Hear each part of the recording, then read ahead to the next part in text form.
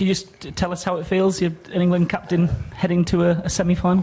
Yeah, pretty cool, pretty awesome.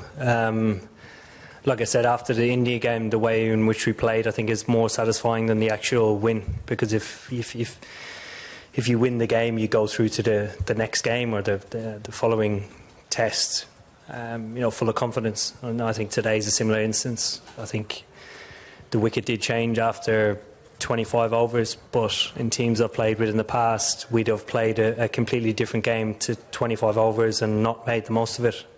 Today we did, and it was probably the winning of the game.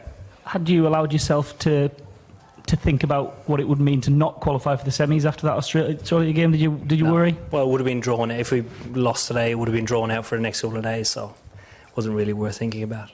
And just in terms of where next, do you draw a line under the group stage and just go again for 2 games, or do you try and tap into what you've achieved these last couple of games? Yeah, I think we do tap into what we've achieved the last 2 games. It's been extremely important to our campaign. It's obviously the reason that we've got through and we've been able to play some of our best cricket because of that. So tapping into that, identifying what we did well, and if that still remains the same priority going into the semi-final, which I think it will.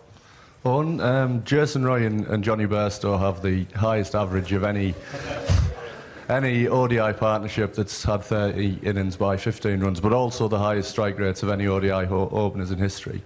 How impressive is it that they're able to marry those 2 things? Because it's almost ripping up everything we know about one-day cricket, I guess. Yeah, it's brilliant to play with, really. If their average wasn't as high and it was actually down, their strike rate was still the same, the manner in which they played is the most important, because we bat all the way down. We're not asking guys to average 50 and strike it at 120.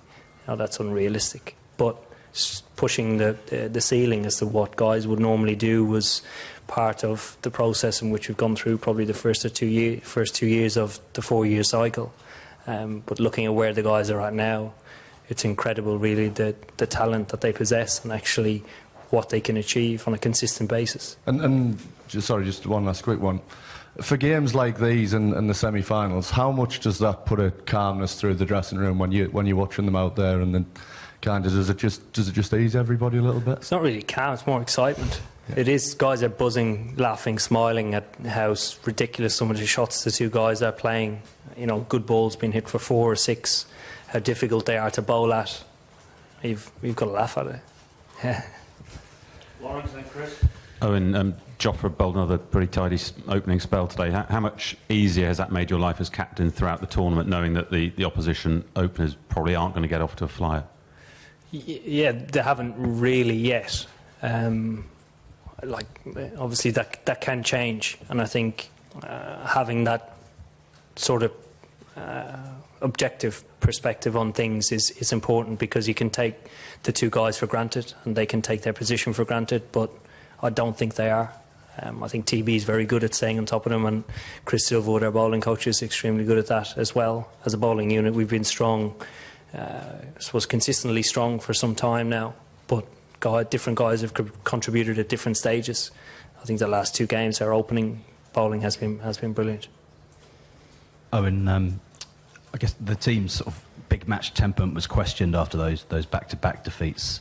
Do you think the pressure of these last 2 games have brought the best out of them and proved that actually you do have what it takes to win big knockout matches? Yeah, I think we sort of knew that coming into the tournament. The difficult challenge in applying that to World Cup games is that it's just a one-off game. It lends itself more so for you to be, whatever the way you play, it should be the extremity of that on the day, because you don't get another chance. And it's taken us time to get to grips with that. That we do stick to our mantra the whole time and not actually be cagey or desperate or anything in those sort of regards. It doesn't work for us, and it won't win us the World Cup. So, yeah. Will and Dave.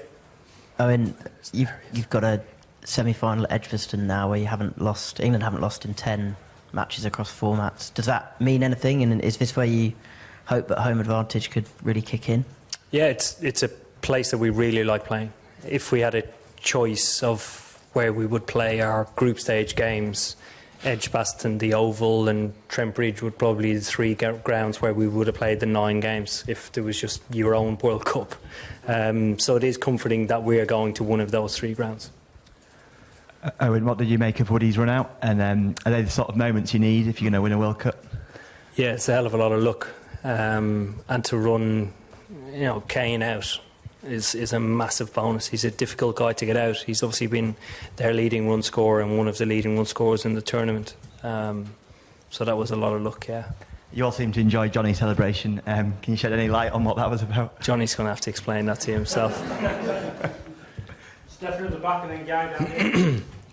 Owen, it's a long time until you play that semi-final next week. Is that a good thing, a bad thing, or does it not really matter? And what will you do in that time? Will it be even possible to switch off from cricket knowing that you've got one of the biggest games of your career coming up? Yeah, I think it is a really good thing. I can't wait to do nothing or get distracted by other things that I enjoy doing. It's been, I suppose we rode the roller coaster of playing well, playing terrible, and then playing good again. So particularly our bowlers, they need a rest, they need to get away. We haven't chopped and changed the team a lot, so our seamers do really need a rest. And our batsmen need to get away from the game and hopefully come back fresh. A quick word on Liam Plunkett. Hasn't played on a losing side yet. Does he kind of have to play now? The wickets have suited Liam down to the ground. And I think, even if the wickets were flat, he'd still find a way of taking a wicket or building pressure somehow. He has an incredible knack of doing it. He breeds a lot of confidence. He's a great character to have in the change room as well. So when he's doing well, it does breed a lot of confidence. So hopefully that continues.